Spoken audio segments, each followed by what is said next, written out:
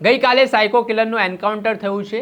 જે રીતે ઘટનાક્રમ બન્યો હતો થોડાક દિવસ પહેલાં વૈભવ અને એક યુવતી છે તે એ નિર્જન જગ્યા નર્મદા કેનાલ જ્યાં અંબાપુરા ગામ પાસેની આ જગ્યા છે ત્યાં બેઠા હતા। દરમિયાન આ સાયકો કિલર વિપુલ પરમાર પહોંચે છે, ત્યારબાદ લૂંટના ઈરાદે ઝપાઝપી કરે છે, વૈભવ પ્રતિકાર કરે છે ત્યારે આ સાયકો કિલર છે તે આડેધડ છરીના ઘા ઝીંકી દે છે અને આ ઘટનામાં વૈભવનું મોત થાય છે। યુવતી ઉપર પણ જીવલેણ હુમલો કરે છે અને યુવતી હાલ સારવાર હેઠળ છે।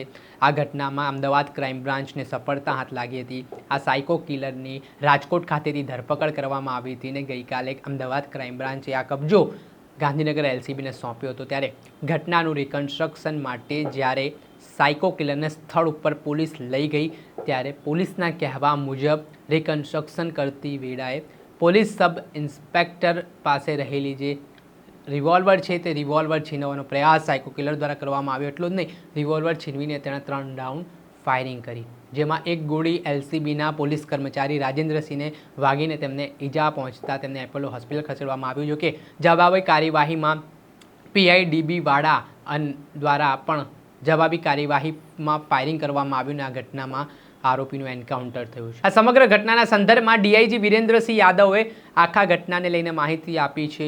શું બન્યું હતું? 20 તારીખના રોજ અડાલજની આંબાપુર કેનાલ ઉપર એક મર્ડરનો બનાવ બન્યો હતો। રાત્રિમાં લગભગ સવારે 1 વાગ્યાની આજુબાજુ એમાં આરોપીએ વૈભવ નામના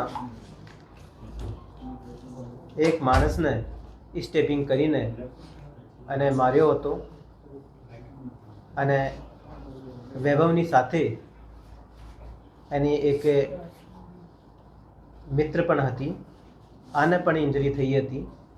આ ગુનાના અનુસંધાને જ આરોપી વિપુલ ઉર્ફે નીલ વિષ્ણુભાઈ પરમારની ઓળખ થઈ અને આરોપીને શોધખોળ કરીને અને પોલીસ દ્વારા એને પકડવામાં આવેલ। શરૂઆતમાં Ahmedabad crime branch, Gandhinagar police અને એટીએસની એક સંયુક્ત કામગીરીની તહેત આ આરોપીને પકડવામાં આવ્યો અને પછી ગાંધીનગર પોલીસને આજે આરોપી આપવામાં આવેલ હતો। આરોપીનું મેડિકલ કરાવવામાં આવેલ અને પછી કાયદેસરની અટક કરવામાં આવેલ। આ ગુનાની તપાસ એલસીબીને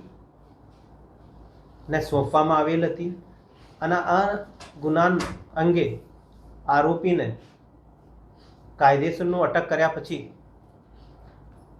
પંચોને સાથે લઈ અને ગુનાવાળી જગ્યાનું એક રિકન્સ્ટ્રક્શન પંચનામું કરવા માટે આરોપીને સાથે લઈને અને એલસીબીના પોલીસ અધિકારીઓ કર્મચારીઓ ગુનાવાળી જગ્યા ઉપર પહોંચ્યા।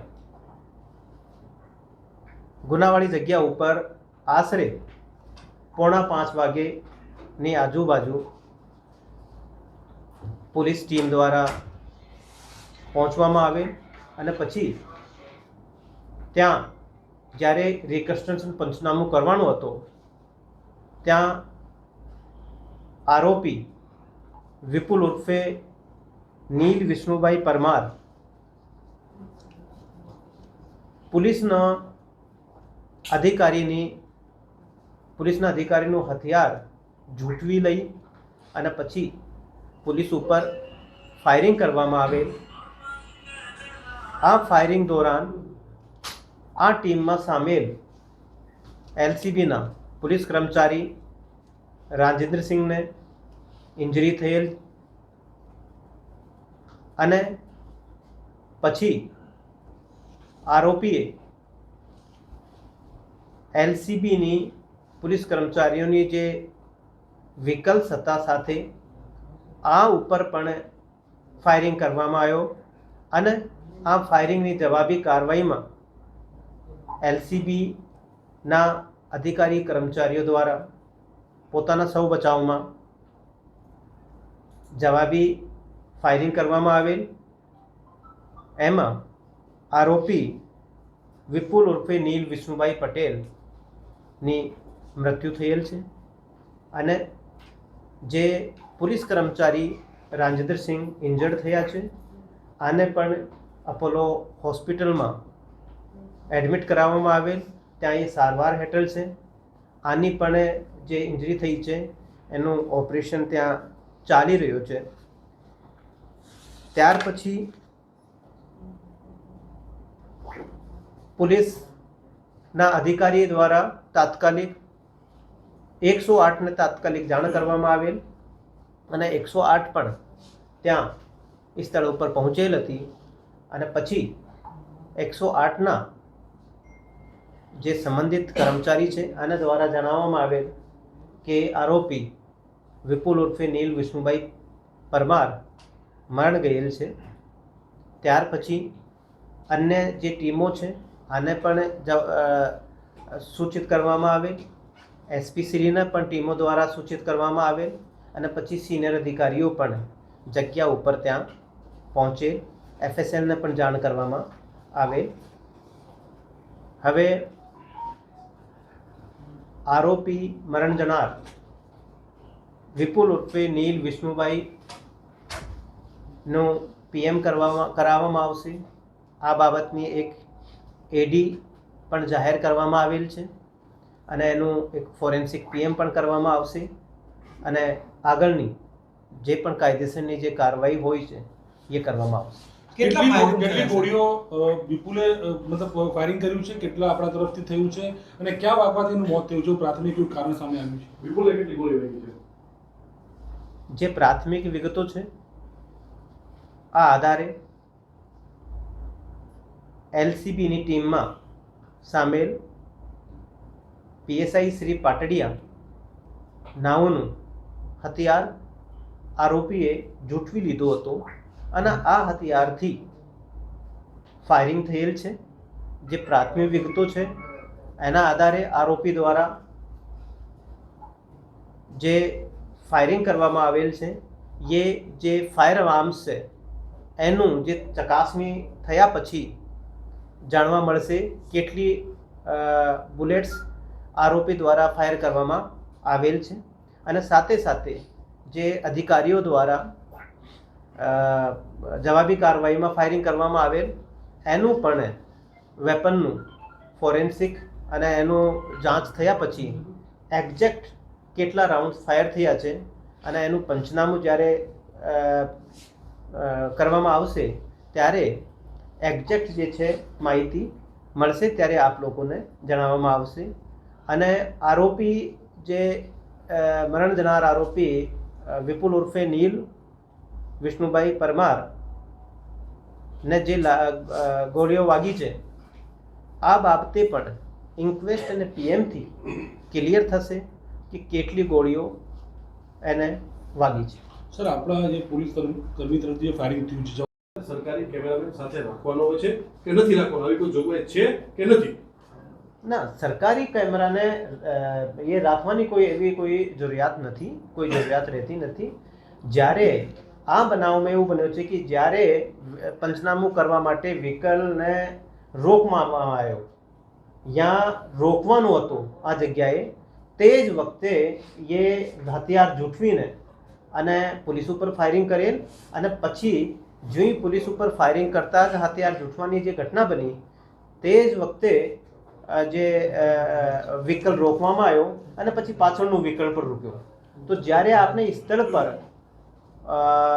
ઉતરીને યા સ્થળ પર રોકાવીને અને પછી પંચનામું જે સ્ટાર્ટ કરવામાં આવે આ પહેલાં જ આ જો મરણ જનાર આરોપી છે આના દ્વારા આ પ્રકારનું જે છે કે પોલીસ ઉપર ફાયરિંગ અને હુમલો કરવામાં આવે છે, જેથી આ ઘટનાક્રમ તે વ્હીકલના અંદર જ્યારે પોલીસના કર્મચારીઓ હતા અને આરોપી હતા ત્યારે જ જે છે કે એ શરૂઆત થઈ ગઈ હતી.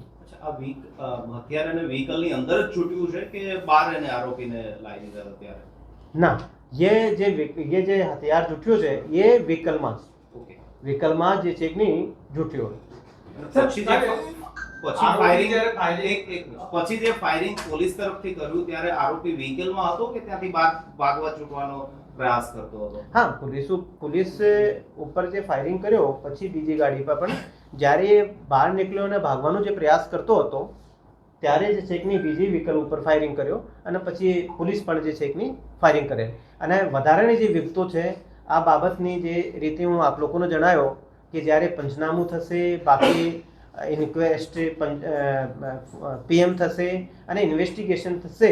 આ ઇન્વેસ્ટિગેશનમાં બધાએ જે બધી વિગતો જે વધારાની આવશે એ આપ લોકોને જણાવવામાં છેલ્લો આવશે. પ્રશ્ન પૂછું, આરોપીએ એટલું બધું સાહસ કર્યું, આત્મહત્યા કરી, 2 પોલીસની ગાડીઓ ભરેલી, એલસીબી જેવો સક્ષમ અધિકારીઓ સાથે હતા, તેમ છતાં પણ એને પીએસઆઈ ની રિવોલ્વર કે પિસ્તોલ સર્વિસ ખેંચી અને આટલું બધું સાહસ કર્યું, કહી શકાય કે ક્યાંક ને ક્યાંક ગુનેગારોમાં ડર ઓછો થઈ ગયો પોલીસનો? આ જે ગુનાગારની આપણે વાત કરવામાં આવે તો આ ગુનાગારના ખિલાફમાં અગેન્સ્ટમાં 10-11 જેટલા ગુનાઓ એના ઉપર દરજ છે. જેમાં એ જે મર્ડરની આપણે 20 તારીખના મર્ડરની વાત કરીએ છીએ એની અલાવા પહેલાં પણ મર્ડરમાં એ આરોપી પકડવામાં આવેલ છે મર્ડરમાં. એની અલાવા રોબરી અને લૂંટ જેવા ગુનાઓમાં, ચોરીના ગુનાઓમાં તો એ અને જે હિસ્ટ્રી કહેવામાં આવે આરોપીની તો એ ગુનાહિત પ્રવૃત્તિવાળો ગુનેગાર યા આરોપી કહી શકાય. તો એની જે સ્થિતિ છે, જે પ્રકારની એનું જે કૃત્ય હતું અને જે પ્રકારની એની પ્રવૃત્તિ હતી પહેલાંની, એનાથી કહી શકાય કે એ માણસ એ જે આરોપી મરણ જનાર છે એ એક ડ્રેડેડ આપને ક્રિમિનલ કહેવાય એવા પ્રકારનો ક્રિમિનલ એક્ટિવિટી એની હતી. સાહેબ, ગેરંટી લેવા માટે કોઈનું નામ રેકમેન્ડ કરશો એટલું સર કામગીરી કરી દીધો? એ આપણે જે રીતે આપણે કહેવામાં આવે, હું પહેલાં પણ આપને જણાવ્યું છું કે અત્યારે એવી કોઈ વિગત પણ નથી, અત્યારે એવી કોઈ બાબત પણ નથી. ખરેખર જે પોલીસ ઉપર જે ફાયરિંગ કરવામાં આવેલ અને હુમલો કરવામાં આવેલ એની અગેન્સ્ટમાં એક જવાબી કાર્યવાહી પોલીસે પોતાના સૌ બચાવમાં એ એક કાર્યવાહી કરેલ છે અને આ કાર્યવાહીના ભાગરૂપે એ એક ઇન્સિડન્સ બનેલ છે. જે ઇન્સિડન્સની આગળ પૂરી ઇન્વેસ્ટિગેશન કરવામાં આવશે અને આગળની જે કાયદેસરની કાર્યવાહી છે એ કરવામાં આવશે. સર, વૈભવના